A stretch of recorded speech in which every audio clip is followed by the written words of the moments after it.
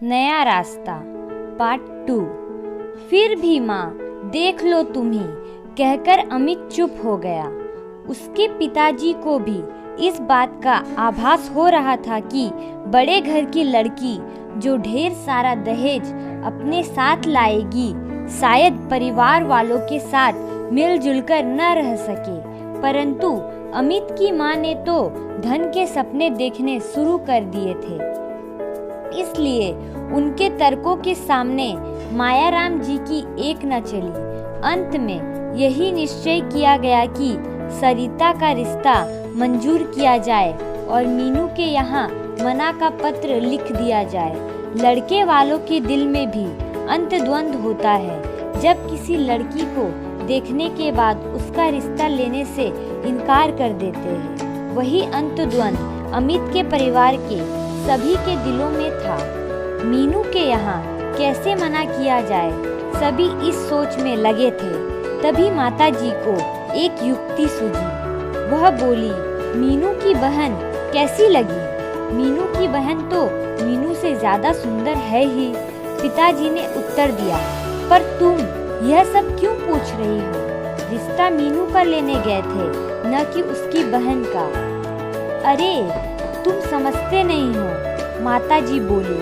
कल ही उन्हें पत्र दो कि हमें तुम्हारी छोटी बेटी पसंद है। यदि आप हमारे यहाँ शादी करना चाहते हैं तो मीनू से नहीं बल्कि आशा से कर दे। तो इससे क्या होगा? पिताजी बड़े विस्मित स्वर में बोले। अरे होगा क्या, छोटी बेटी की शादी बड़ी से पहले थोड़ी ना करेंगे, बस रिश्ता अपने आप ही छूट जाएगा। माताजी बड़ी प्रसन्न मुद्रा में बोली, जैसे उन्होंने कोई महत्वपूर्ण योजना बनाई हो। परंतु जब सबकी यही इच्छा थी तो उन्हें पत्र लिखना ही पड़ा। पत्र लिखते समय पिताजी बोले, अरे अमित की माँ, मुझसे तो ये सब नहीं हो पा रहा है। देखो ना, हमारी भी तो बेटी मधु है। यदि कोई हमारे साथ ऐसा करे तो क्या बीतेगी हमारे दिल पर? माँ गर्दन हिलाकर बोली, तुम बहुत कोमल दिल के हो। जब पैसा पास होता है तो कोई लड़की घर में नहीं बैठी रहती है, अच्छी से अच्छी जगह रिश्ता हो ही जाता है। अमित की माँ पिताजी को उकसाती रही और पत्र लिखने को मजबूर कर दी। पत्र लिखने के बाद पिताजी को लगा कि शायद उनसे कोई घोर अपराध हो रहा है। उनकी मन स्थिति विकल हो गई। उन्हें आभास था उस पीड़ा का, उस दुख का जो पत्र मिलने के बाद लड़की वालों को होना था। सुबह के लगभग 11 बजे होंगे। पोस्टमैन के आने का समय हो रहा था। घर में सबको इंतजार था पत्र का, उस पत्र का जिसमें मीनू के रिश्ते की हाँ या ना होनी थी। आशा, रोहित, माँ, पिताजी सब अपनी अपनी बात करने में व्यस्त थे। माताजी को इस बात का शक था, शायद उन्हें रिश्ता मंजूर नहीं है, इसलिए उन्होंने पत्र नहीं लिखा। पिताजी कहते, अरे भाई, यहाँ से पहुँचने पर घर में सलाह करेंगे और फिर पत्र लिखेंगे, फिर डाक से तो गड़बड़ हो जाती है। मीनू अपने कमरे में बैठी सबकी बातें सुन रही थी। उसके हृदय की धड़कन तीव्र होती जा रही थी। उसे अतीत की स्मृति हो आई। पहले भी कई बार उसे देखकर नापसंद कर दिया गया था। उसे इतनी घबराहट तब भी नहीं होती थी जब उसका परीक्षा फल निकलता था, पर आज यह घबराहट कैसी? वह स्वयं ही नहीं समझ पा रही थी कि उसे क्या हो गया है। तभी पोस्टमैन की आवाज सुनाई दी। उसे लगा शायद अमित के यहाँ से पत्र आया है। यह कल्पना कर उसके हृदय की धड़कन और अधिक तीव्र हो गई।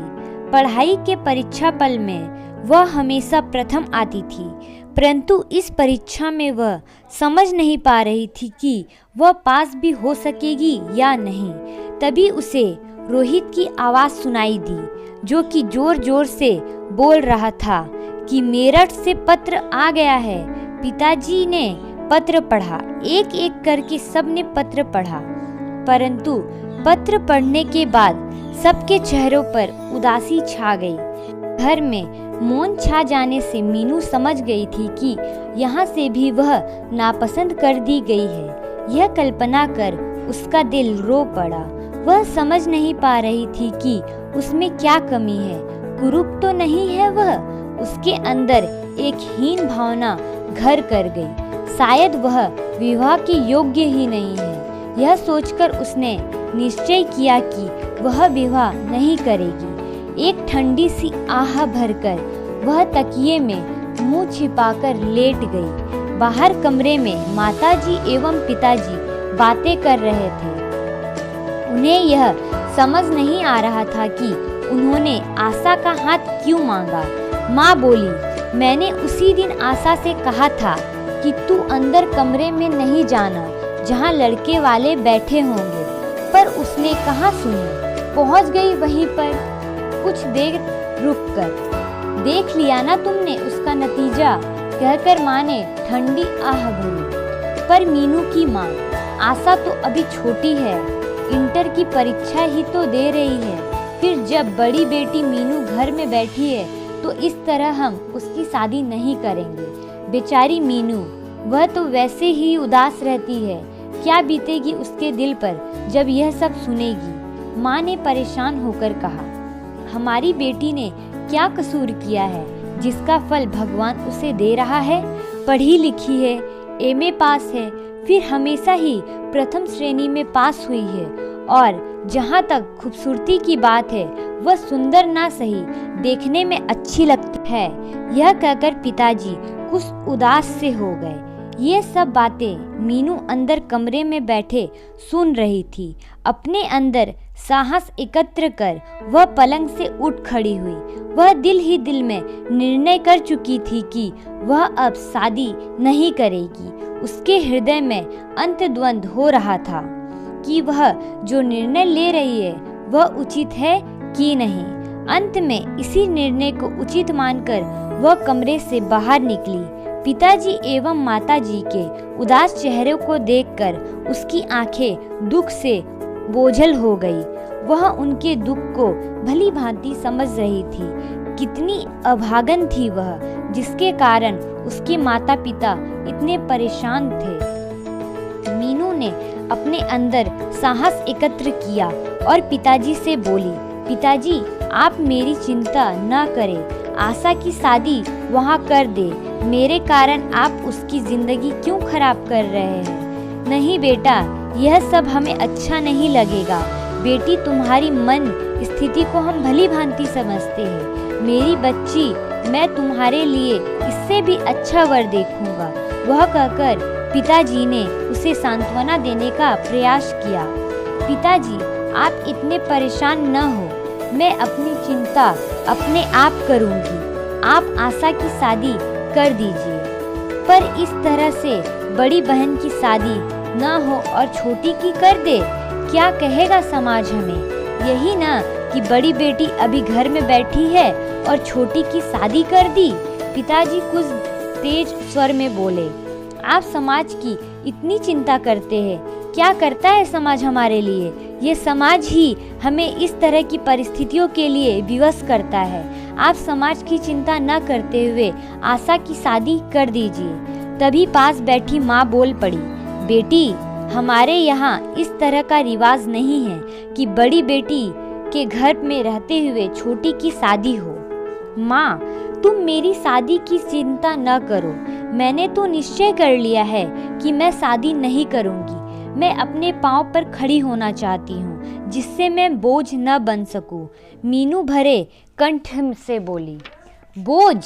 कैसा बोझ? एक बेटी अपने माता पिता के लिए बोझ है? ऐसा कैसे सोच लिया तूने? माँ बोली, माँ, तुम बुरा मान गई। मेरा कहने का अभिप्राय यह था कि हर लड़की को भी पाँव पर खड़ा होना आवश्यक है। आज के आधुनिक युग में स्त्रियां पुरुषों के साथ कंधे से कंधे मिलाकर कार्य कर रही है। फिर मैं भी पढ़ी लिखी हूँ, मैं भी कुछ कर सकती हूँ। मीनू ने बात संभालने का प्रयास किया। मीनू, पाँव पर खड़े होने में तो बुराई नहीं है, परंतु शादी करना आवश्यक है। इतनी लंबी जिंदगी पड़ी है तेरे सामने, फिर हमारी जिंदगी का भी क्या भरोसा है। कौन करेगा दुख सुख में तेरी मदद। अपने पति का और बच्चों का ही तो सहारा होता है जो वृद्धावस्था में काम आते हैं। पर माँ, अभी मैंने शादी का विचार छोड़ दिया है, आप आशा की शादी की बात चलाएं। यह कहकर मीनू अंदर चली गई। माँ और पिताजी की कुछ समझ में नहीं आ रहा था कि क्या किया जाए। सिर्फ मीनू के कहने में आकर आशा की शादी कर दे। अभी वे इतनी उलझन में फंसे थे कि इतने में पिताजी के एक मित्र आ गए। वह उनके घनिष्ठ मित्रों में से थे। सारी बातें ज्ञात होने पर उन्होंने भी यही सलाह दी कि आशा की शादी कर देनी चाहिए। यह सब निर्णय लेने के बाद पिताजी ने निश्चय किया कि एक बार मेरठ अमित के पिता से मिलकर आना चाहिए। अपने दिल में आशा संजोए आशा का रिश्ता लेकर अमित के घर पहुंचे। बड़ी उम्मीद थी क्योंकि आशा से शादी की बात स्वयं उन्होंने पत्र में लिखी थी। घर में उस समय कोई नहीं था। नौकर ने दरवाजा खोला और दयाराम जी को अंदर बैठा लिया। अभी उन्हें बैठे कुछ समय हुआ था कि इतने में कोई सज्जन अपनी चमचमाती कार से नीचे उतरे और अंदर प्रवेश किया। यह ज्ञात होने पर कि मायाराम जी कहीं बाहर गए हैं, वे भी वहीं बैठ गए। बातों बातों में पता चला कि वे शहर के बहुत बड़े व्यक्ति धनीमल जी हैं। धनीमल जी ने बताया कि उनकी बेटी सरिता का रिश्ता अमित के साथ पक्का हो गया है। 5 लाख रुपया लगा रहे हैं वे शादी में। यह ज्ञात होने पर दयाराम जी के पांव तले धरती सिरक गई। अब उन्होंने 1 मिनट भी वहां ठहरना उचित नहीं समझा और वहां से उठ खड़े हुए। सारे रास्ते दयाराम जी यही सोचते रहे कि उन्होंने आशा के रिश्ते के लिए क्यों लिखा था, जबकि उन्होंने एक धनी घर की बेटी से रिश्ता कर दिया है। कैसी जालिम है ये दुनिया। सब कुछ पैसा ही है इस दुनिया में। इंसान की इंसानियत, शर्म, लज्जा कुछ भी तो नहीं रही है। पिताजी के मन में अंतद्वंद चल रहा था। घर पर सभी उम्मीद लगाए बैठे थे कि आशा का रिश्ता पक्का हो जाएगा। घर पहुंचने पर दयाराम जी का उदास चेहरा देखकर सभी समझ गए कि आशा के रिश्ते के लिए भी मना हो गई है। वास्तविकता जानने के बाद सबका हृदय मायाराम जी के परिवार के प्रति घृणा से भर गया।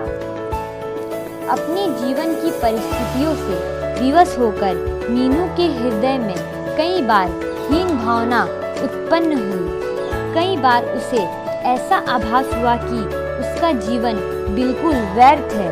परंतु मीनू जैसे योग्य तथा होनहार युवती के लिए ऐसा भावनाएं उचित नहीं थी। वह स्वयं ही दृढ़ता वह साहस की मूर्ति थी। उतार चढ़ाव तो हर इंसान की जिंदगी में आते ही रहते हैं। उसने साहस से काम लिया। उसने विवाह का सपना देखना ही छोड़ दिया। उसके सामने इतनी लंबी जिंदगी पड़ी थी जिसका वह एक क्षण भी व्यर्थ नहीं होने देना चाहती थी। यूं तो बचपन से ही उसकी वकील बनने की इच्छा थी, परंतु उसके माता पिता की इच्छा न थी कि उसे हॉस्टल भेजे। आज मीनू के मन में उभरी लगन देखकर उन्होंने उसे वकालत करने की आज्ञा दे दी। मीनू ने मेरठ में वकालत में दाखिला ले लिया था। उसके हृदय में लगन थी कुछ बनने की, कुछ कर दिखाने की। अपने पांव पर खड़े होकर वह इतना पैसा कमा लेना चाहती थी कि जिससे वह समाज में सिर ऊंचा करके रह सके। इस समाज में चारों ओर पैसे की इज्जत है। हर जगह पैसे का बोलबाला है। बस पैसा पैसा पैसा। हर व्यक्ति इसी होड़ में जुटा है। इस बार मीनू पहली बार अपने माता पिता से अलग हो रही थी। अभी तक हमेशा साथ रहकर ही पढ़ी थी। 15 दिन ही तो रह गए थे उसके जाने में। कैसे रहेगी वह हॉस्टल में? कल्पना मात्र से ही वह सिहर उठती। परंतु यह सोचकर उसका रोम रोम पुलकित हो उठता कि वह भी एक वकील बनेगी। मीनू ने अपने लिए नए नए कपड़े बनवाए। पहली बार हॉस्टल जाने का चाव था। माँ ने उसके लिए विभिन्न प्रकार के व्यंजन बनाए। एक एक दिन करके उसकी पसंद की सारी चीजें बनाकर उसे खिलाई। माँ को लग रहा था कि बेटी ना जाने कितने समय बाद फिर घर आएगी। पिताजी भी जब ऑफिस से आते तो उसके खाने के लिए कुछ न कुछ अवश्य लाते। आखिर मीनू का हॉस्टल जाने का दिन आ ही गया। उसके सामने एक उद्देश्य था जो पूरा करना ही था। घर छोड़ते समय मीनू की आंखों में आंसू छलछला पड़े। कितना अजीब लग रहा था उसे घर छोड़ना। अपनी माँ एवं भाई बहन से पहली बार अलग हो रही थी। माँ ने उसे सीने से लगाकर आशीर्वाद दिया, बेटी एक देदीप्यमान नक्षत्र बनकर तुम जग को प्रकाशमय कर दो। जीवन की सारी खुशियाँ तुम्हारे पास हो, तुम अपने उद्देश्य प्राप्ति में सफल हो, यही ईश्वर से मेरी प्रार्थना है। अपने माता पिता का आशीर्वाद और छोटे भाई बहन का प्यार साथ लिए मीनू ऐसी डगर पर चली जा रही थी जहां उसे यह नहीं ज्ञात था कि कितने परिश्रम के बाद उसे सफलता मिल सकेगी, परंतु अपने जीवन का एक उद्देश्य बनाकर उसकी पूर्ति के लिए वह अपने कदम बढ़ाए जा रही थी। हॉस्टल पहुंचने पर कुछ दिनों तक मीनू का बिल्कुल भी दिल नहीं लगा। कुछ नया एवं अजीब सा प्रतीत हुआ। शुरू में वहां उसकी अधिक सहेली भी नहीं बन पाई थी। वह अपना अधिकतर समय अपनी पुस्तकों के साथ ही लगाती। किताब हाथ में लिए लिए वह अतीत की स्मृतियों में खो गई। जब वह छोटी थी तो एक दिन उसके पिताजी ने उससे पूछा था, बेटी तुम बड़ी होकर पढ़ लिख कर क्या बनोगी? नन्ही मीनू ने जवाब दिया था, पिताजी मैं पढ़ लिख कर वकील बनूंगी। मुझे वकील बनना बहुत अच्छा लगता है। तभी पास बैठी माँ ने कहा था, अरे हट, वकील वगैरह कुछ नहीं बनना है। कौन पढ़ाएगा तुझे इतना? बस 18 साल की उम्र में शादी कर देंगे। फिर लड़कियों को कौन पढ़ाता है इतना? लड़कों की बात और है। माँ की ये बात सुनकर मीनू के दिल को ठेस पहुंची थी। वह बचपन से ही पढ़ाई में बहुत तेज थी। अपनी कक्षा में हमेशा प्रथम आती थी। बचपन से ही उसका सपना था अपने पांव पर खड़े होने का, कुछ बनकर दिखाने का। अभी मीनू अतीत की स्मृतियों में खोई थी कि इतने में उसकी सहेली माया ने आकर कहा, मीनू मीनू देखो तुम्हारे पिताजी आए हैं, गेस्ट रूम में बैठे हैं। पिताजी का नाम सुनकर मीनू एकदम बिस्तर पर किताब रखकर उछलकर भाग गई। 2 दिन बाद ही पिताजी मिलने के लिए आ गए थे, परंतु फिर भी उसे ऐसा लगा मानो उनसे बिछड़े हुए बहुत लंबा समय हो गया हो। पिताजी को देखकर मीनू खुशी से फूली नहीं समाई। माँ ने उसके लिए काफी सारा सामान बनाकर भेजा था। लगभग 1 घंटा रुककर पिताजी वापस चले गए, परंतु मीनू को घर के स्नेह जाल की स्मृति फिर ताजा करा गए। मायाराम जी के घर में चर्चा का विषय था धनीमल जी वह उनकी बेटी सरिता। अमित की माँ के मुंह से तो हमेशा धनीमल जी की ही प्रशंसा सुनाई देती, परंतु अमित को इन सब बातों में कोई रुचि नहीं थी। अमित धनी घर की लड़की से शादी करके स्वयं को बेचना नहीं चाहता था। आखिर उसका भी तो कोई स्वाभिमान है। अभी हाल ही में उसने एक फैक्ट्री लगाई है। ईश्वर की कृपा से पैसे की भी कमी नहीं। फिर सब पैसे वाले घर की लड़की क्यों लेना चाहते हैं? मीनू का भोला भाला सांवला सलोना चेहरा पहली नजर में ही अमित का दिल मोह गया था।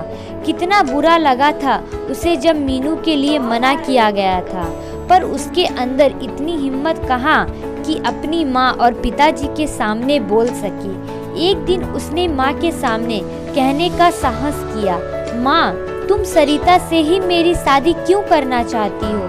क्या तुमने उसे देखा है जो तुम इतनी उतावली हो उसे घर में लाने के लिए? नहीं, मैंने उसे देखा नहीं है, परंतु उसका फोटो तो अच्छा है, क्या बुरी है देखने में? माँ ने जवाब दिया, माँ मीनू में भी कमी नहीं है। देखने में। ठीक ही है, फिर पढ़ी लिखी है, अच्छे खानदान की है और सबसे बड़ी बात तो यह है कि सारे काम करने में चतुर है। माँ, मुझे पूरा विश्वास है कि मीनू एक कुशल गृहिणी के रूप में घर को संभाल सकेगी। अरे अमित, लगता है मीनू ने तुम्हें पूरी तरह से आकर्षित कर लिया है। पता नहीं सरिता में क्या कमी दिखाई दे रही है तुझे। माँ, बात सरिता के अंदर कमी की नहीं है, पर माँ, जब आपने मीनू को देखने के बाद मना किया तब सबके दिल पर क्या बीती होगी। अमित कुछ उदास सा हो गया। बस इतनी सी बात सोच रहा है। अमित, तुम हमारे एकमात्र पुत्र हो, एक ही बहू घर में आनी है, 2-4 जगह से पसंद करके ही तो ली जाएगी। और फिर शादी गुड्डे गुड़िया का खेल तो नहीं है जो जब चाहे शादी कर ले और जब चाहे छोड़ दे। जिंदगी में एक बार ही होता है विवाह। माँ ने गर्दन हिलाते हुए कहा। मैं भी तो यही कह रहा हूँ माँ कि शादी जिंदगी में एक बार ही होती है। इतने बड़े घर की लड़की आकर तुम्हें आराम दे सकेगी? क्या तुम्हारे कार्यों में मदद कर सकेगी? यही बहू काम नहीं करेगी तो क्या हुआ? नौकर रख लेंगे। क्या जरूरत है कि बहू घर में आकर काम करे? और फिर सरिता बड़े घर की लड़की है, उसे कहाँ काम करना आता होगा? घर में नौकर ही काम करते होंगे। तुम सब समझती हो, जानती हो माँ। देखती नहीं मौसी की हालत। बड़ी मौसी ने अपने इकलौते बेटे के लिए बहुत बड़े खानदान की सुंदर सी लड़की ली। देख ली उस सुंदर सलोनी बहू ने क्या हालत बना रखी है मौसी जी की। अमित ने माँ को समझाते हुए कहा। हाँ, वो तो है, माँ ने कुछ सोचते हुए उत्तर दिया। मौसी जी ही घर का सारा काम करती रहती है। यदि किसी काम के लिए अपनी लाडली बहू से कहती भी है तो वह यही उत्तर देती है। माँ जी, मुझे नहीं आता यह काम। मैंने तो अपने घर में कभी किया ही नहीं है। हमारे घर में तो कई नौकर रहते हैं, इसलिए हमें काम की आदत नहीं है। घर के काम से कोई मतलब नहीं रहता उनकी प्यारी बहू को। वैसे हाँ, क्लब जाने में उसे कोई परेशानी नहीं होती। अब तो वह एक बच्चे की माँ भी बन गई है, पर उसे तो अपना क्लब ही प्यारा है। बच्चे को भी मौसी के ऊपर छोड़कर चली जाती है। माँ, एक दिन मौसी जी के घर गया था। मौसी जी को तेज बुखार था, परंतु उस बुखार में ही वे घर का सारा काम कर रही थी और साथ ही उस छोटे बच्चे को भी संभाल रखा था। मुझे तो बहुत अधिक दया आ रही थी मौसी जी पर। अमित ने अपने विचार माँ के सामने प्रकट किए। अमित की बातें सुनकर माँ को यह आभास सा होने लगा कि ना जाने बड़े घर की लड़की उनके घर में आकर एक अच्छी बहू के रूप में रह सकेगी कि नहीं। अभी उन दोनों बातों का सिलसिला चल ही रहा था कि इतने में बाहर एक कार आकर रुकी। धनीमल जी ने उस कार से उतरकर घर के अंदर प्रवेश किया। उनके पीछे पीछे उनका ड्राइवर फल की पेटी लिए आ रहा था।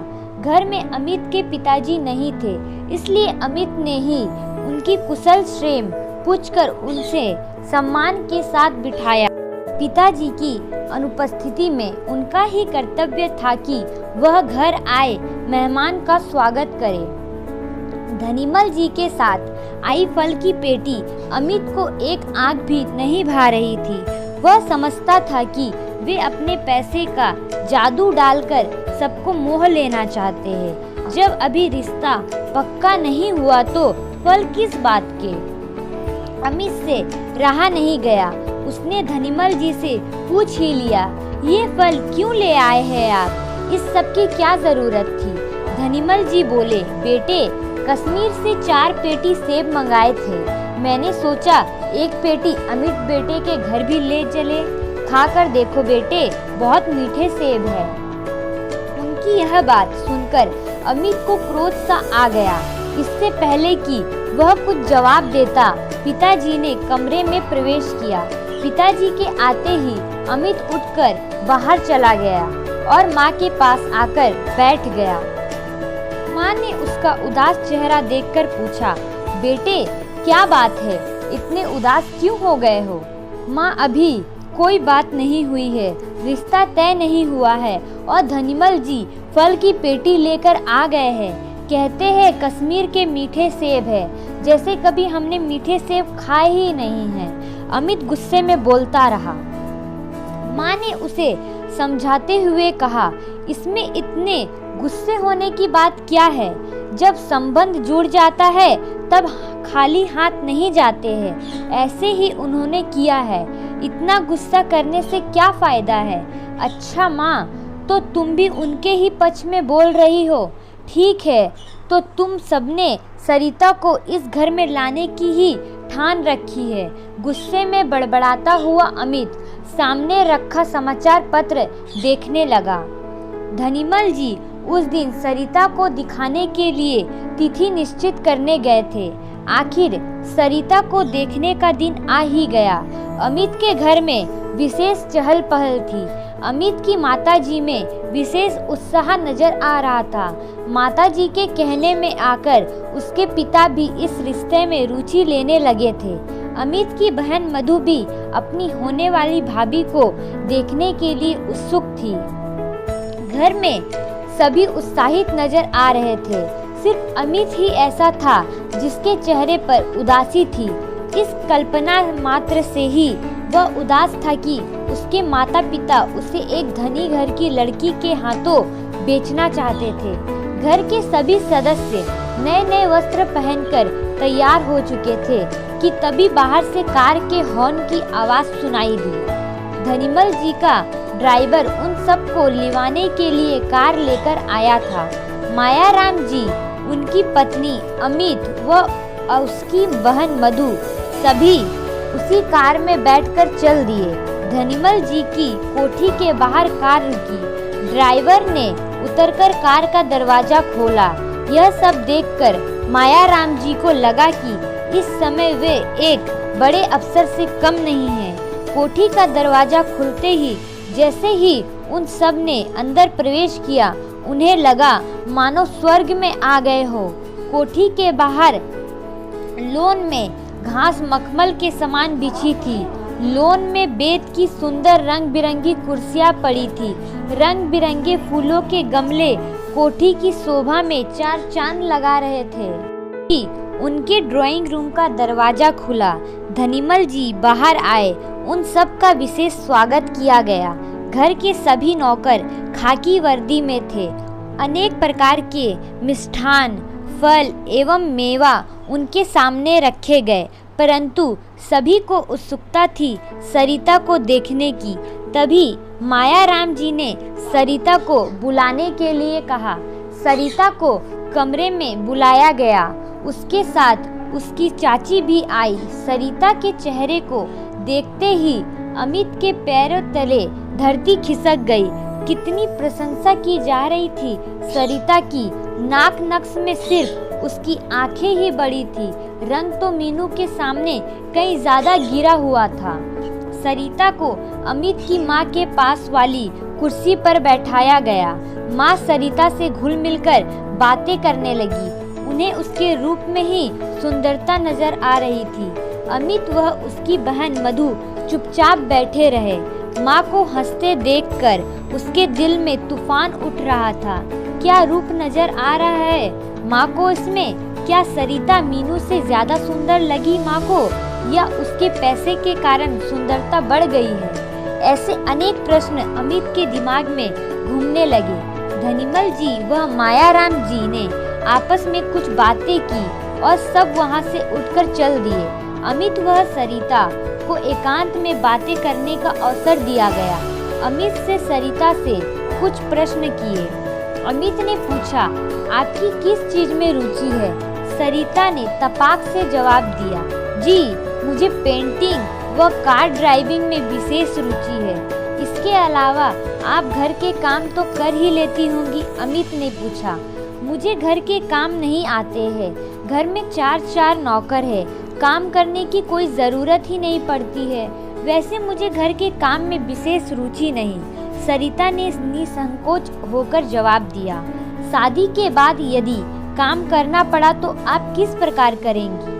सरिता तपाक से बोली, पिताजी शादी के बाद मेरे साथ एक नौकर भेज देंगे, वही काम करेगा। उसका यह जवाब सुन अमित भौचक्का रह गया। कुछ समय बाद उसने फिर प्रश्न किया, तुम्हारी एजुकेशन क्या है? सरिता ने उत्तर दिया, मैंने सेकेंड डिवीज़न में बीए पास किया है। अभी उनकी बातें चल रही थी कि सभी लोगों ने कमरे में प्रवेश किया।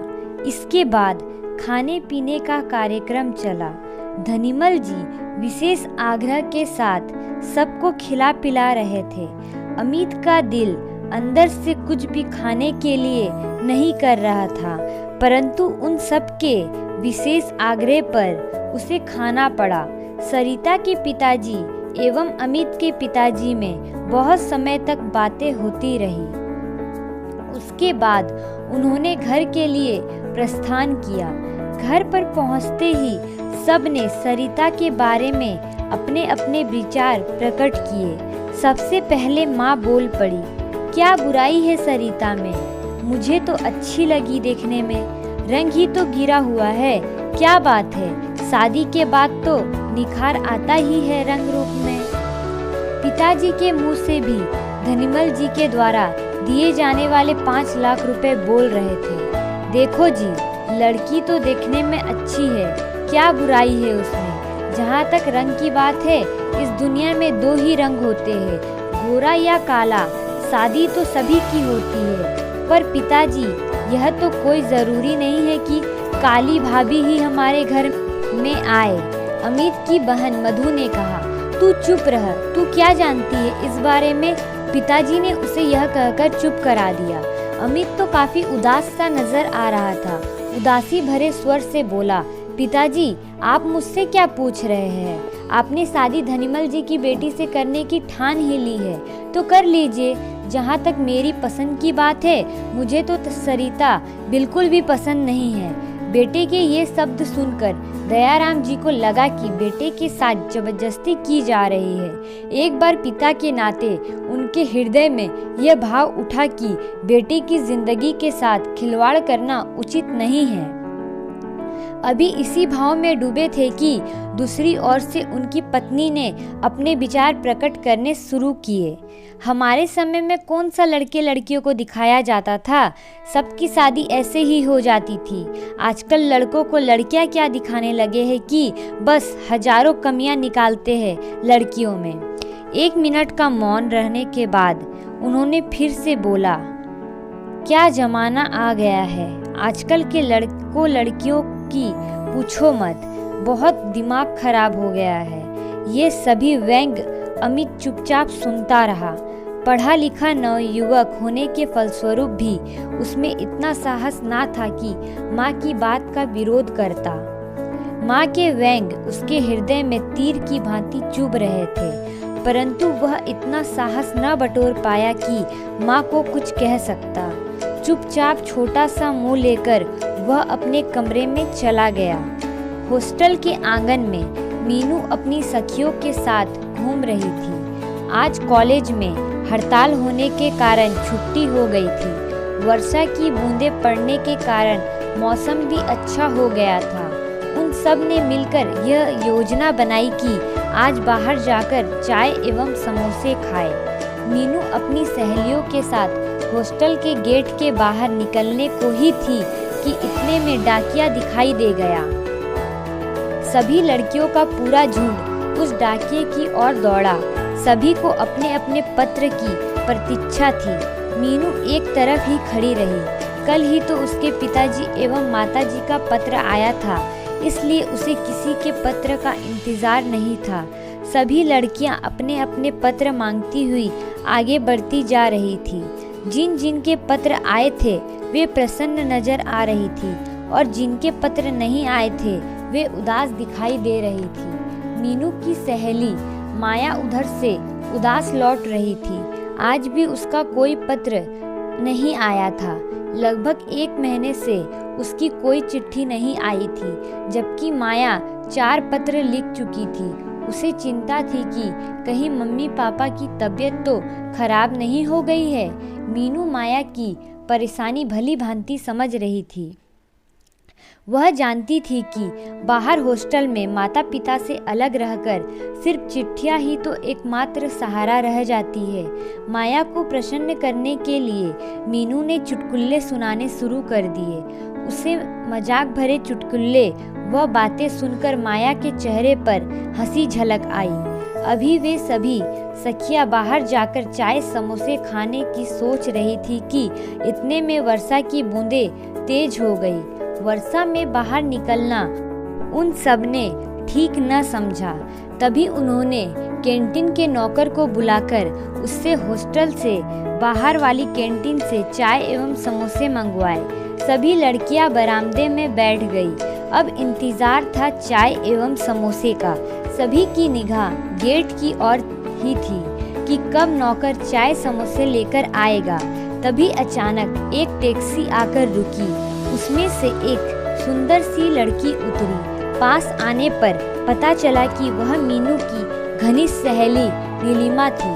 नीलिमा को पहचानते ही मीनू खुशी से उछल पड़ी। तुरंत ही अपनी कुर्सी से उठकर वह नीलिमा के गले जा लगी। आज कितने दिनों के बाद वह अपनी प्यारी सखी से मिली थी। इतने में ही नौकर चाय समोसे ले आया। चाय समोसे देखकर नीलिमा बोल पड़ी, अरे वाह, ऐसे मौसम में चाय समोसे, बस मजा आ गया। नीलिमा का हॉस्टल की और सहेलियों ने भी स्वागत किया। कितना अच्छा लग रहा था उसे, कितना अपनापन था सब में।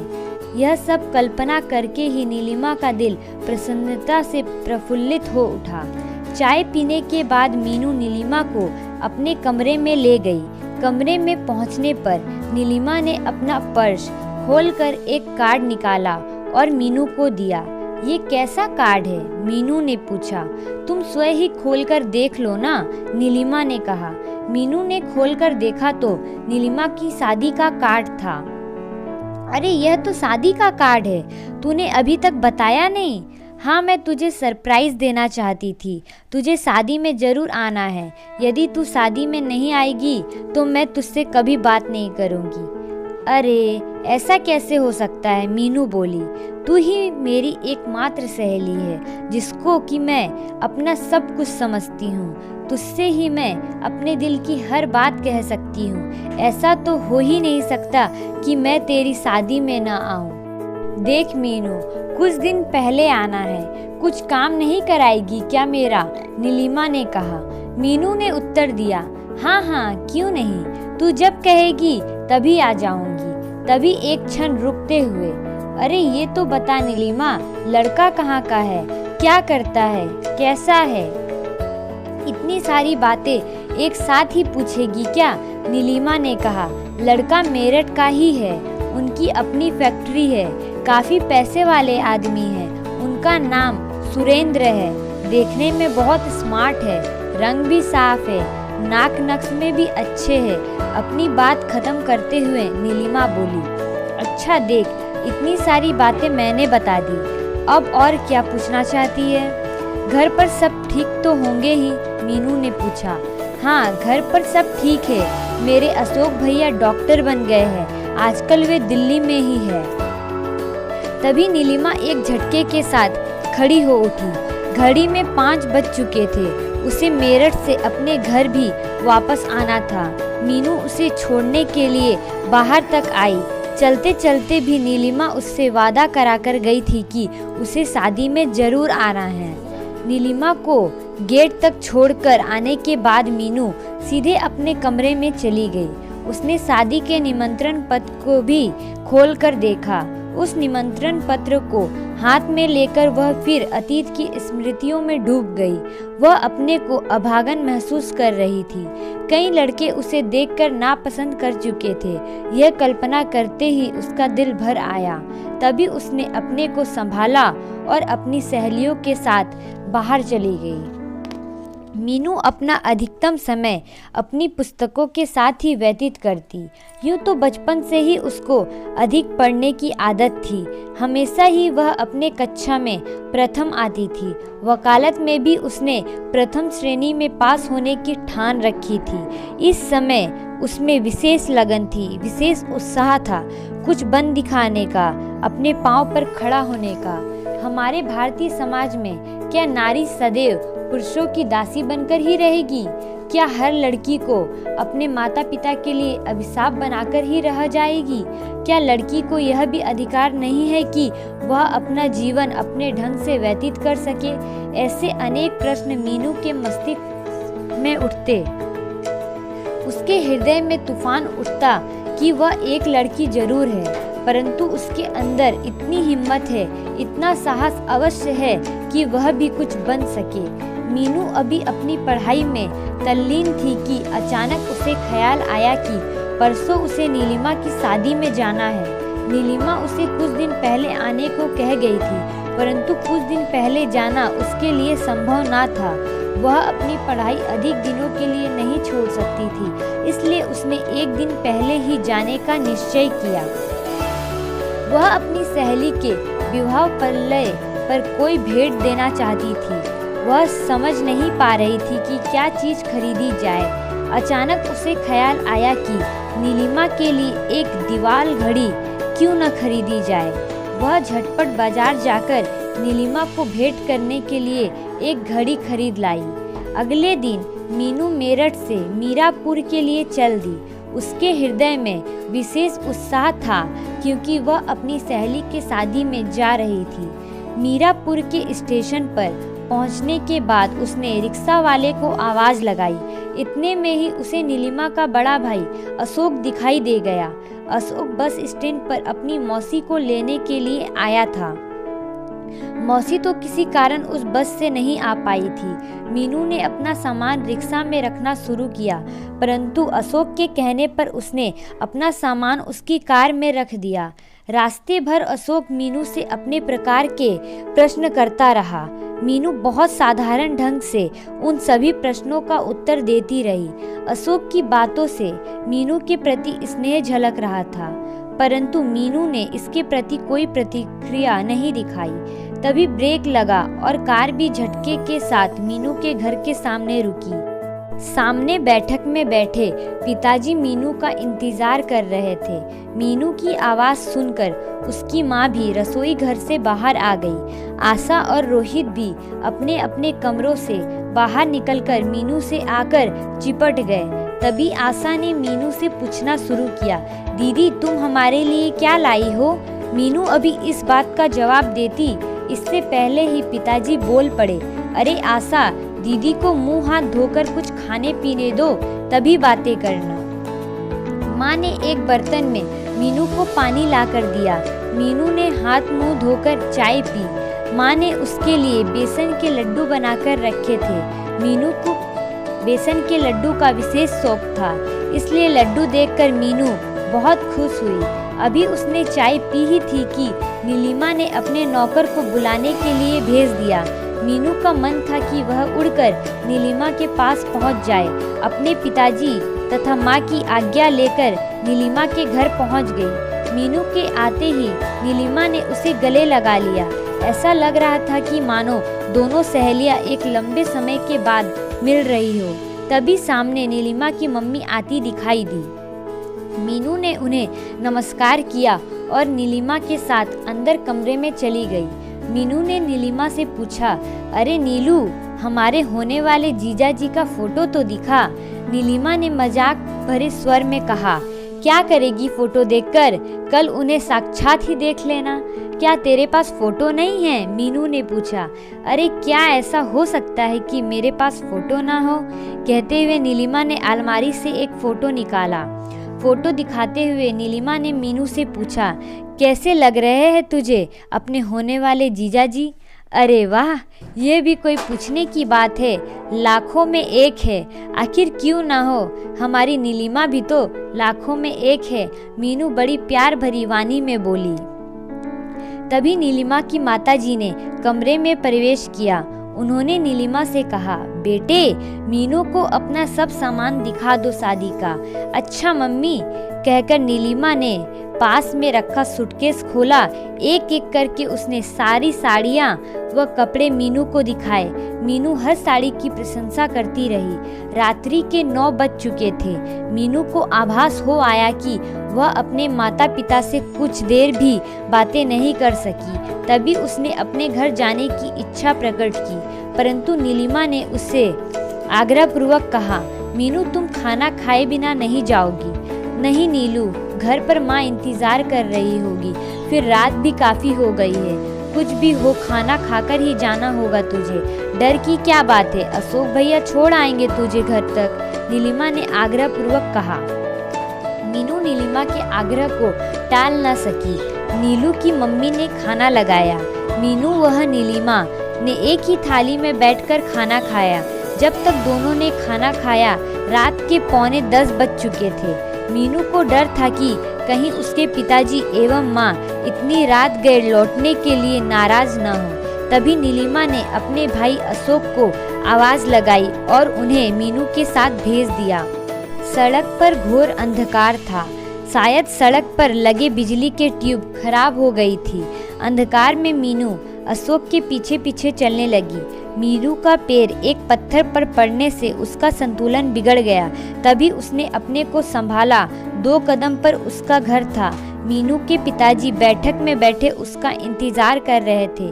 मीनू व अशोक को देखकर पिताजी ने अपने हाथ की किताब मेज पर रख दी।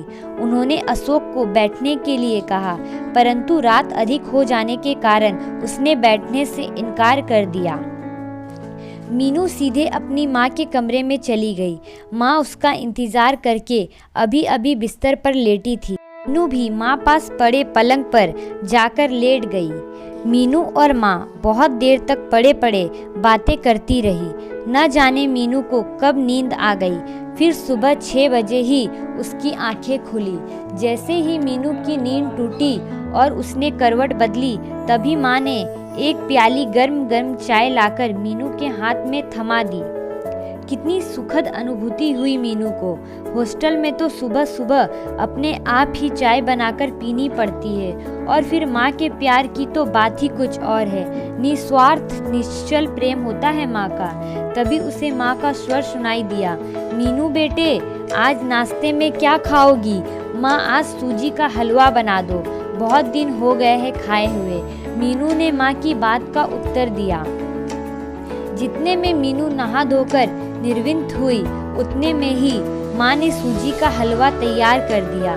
मीनू हलवा खाती गई और माँ के हाथ के बने हलवा की प्रशंसा करती रही। आज नीलिमा की बारात आने वाली थी। मीनू के हृदय में भी विशेष उत्साह था।